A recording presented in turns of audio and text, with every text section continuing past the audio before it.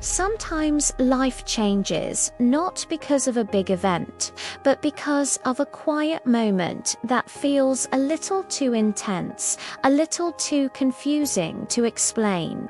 My name is Pala, and for most of my life I've been a single mother. My son Jeremy is 24 now, but for years it has just been the two of us living in our small, aging house. At the edge of town, learning how to survive the difficult days and celebrate the rare good ones together. Raising him alone was never easy, yet our bond grew stronger because of it. Jeremy wasn't just my son, he was also my companion through years of loneliness and struggle. One winter evening, however, something happened that made me question the boundaries of that closeness. Jeremy came home later than usual, looking exhausted in a way that immediately worried me. His shoulders were slumped, his eyes heavy with fatigue after another long day of juggling work and college classes. When I asked if he was okay, he simply nodded and said he felt drained and maybe a little sick. The house was cold that night, the old heater taking forever to warm the rooms. And instinctively, I told him to lie down on my bed for a while so he could rest. I brought an extra blanket and tucked it around him the same way I had done when he was younger, telling myself it was just a mother taking care of her child. At first, everything felt ordinary. Jeremy sighed with relief and closed his eyes while I sat beside him, listening to the quiet hum of the heater trying to fight the cold air creeping through the windows. Eventually, I lay down beside him, simply to keep him company for a few minutes, thinking he would soon fall asleep. But after a moment, he shifted closer, almost unconsciously, the way people do when they're searching for warmth in a cold room. His arm slid gently around me, not forcefully but naturally, like a reflex he hadn't even thought about. I froze for a second, surprised, yet I told myself he was just tired and looking for comfort the way he used to when he was younger and frightened by storms or nightmares. His breathing slowed as if sleep was beginning to take over, and the room grew so quiet that I could hear my own heartbeat echoing in the silence. There was something strangely peaceful about that moment. A closeness that reminded me of earlier years when Jeremy was still a boy who needed his mother for reassurance.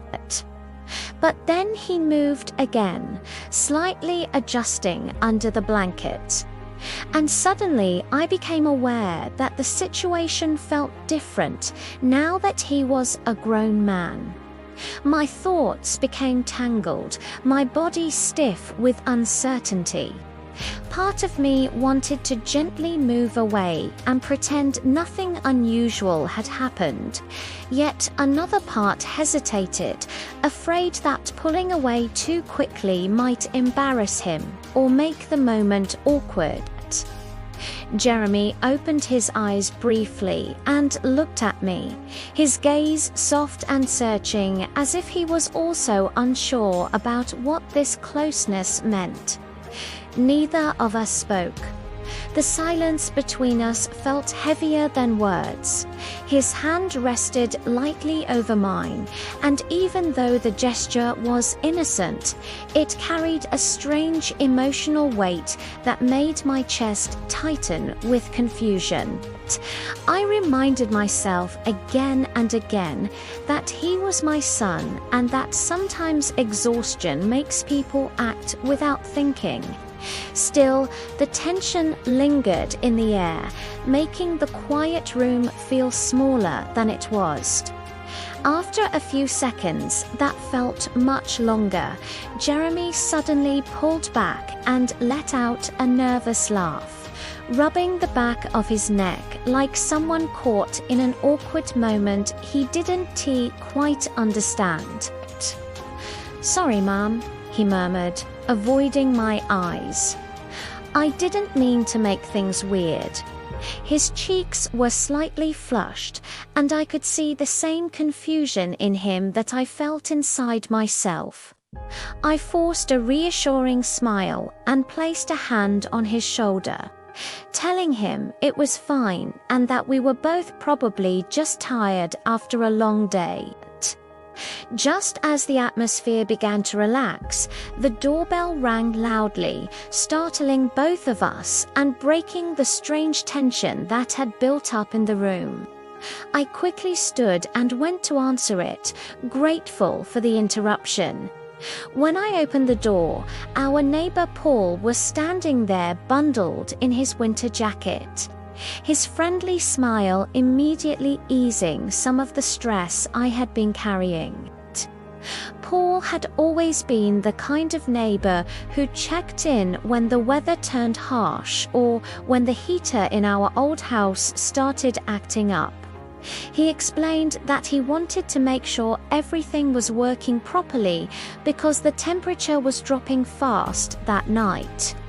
I thanked him and invited him inside, hoping the normal conversation would clear the strange energy still lingering in my mind. While Paul inspected the heater in the corner of the living room, I noticed Jeremy standing quietly in the hallway watching us. His expression was difficult to read, almost guarded, and for a moment I thought I saw a flicker of something like discomfort cross his face before he quickly looked away.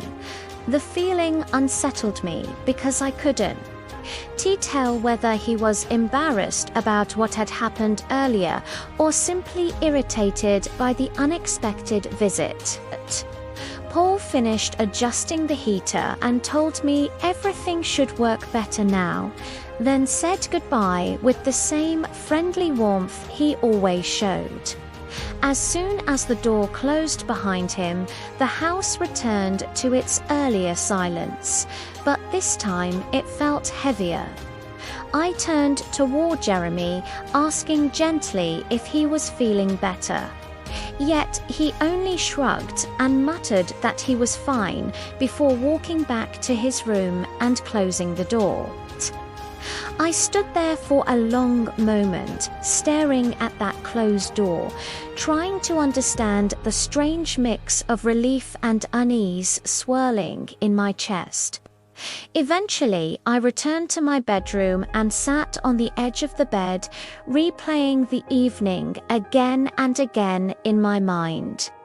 I didn't know whether I was overthinking an innocent moment or whether something deeper had shifted between us without either of us realizing it. A few minutes later, there was a soft knock on my door.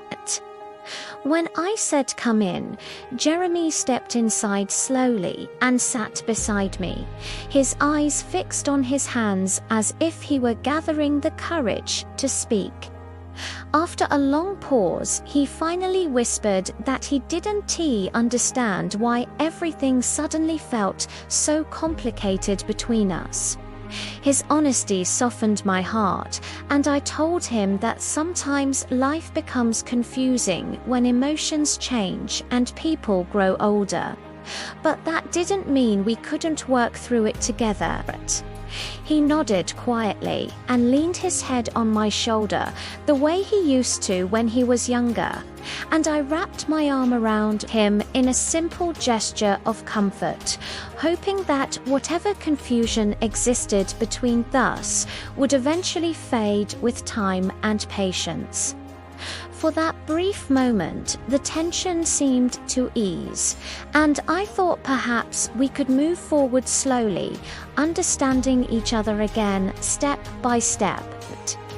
Yet, even as that thought settled in my mind, another knock sounded at the door, sharp and unexpected, reminding me that sometimes the most complicated moments in life arrive quietly and leave questions that take far longer to answer than we ever imagined.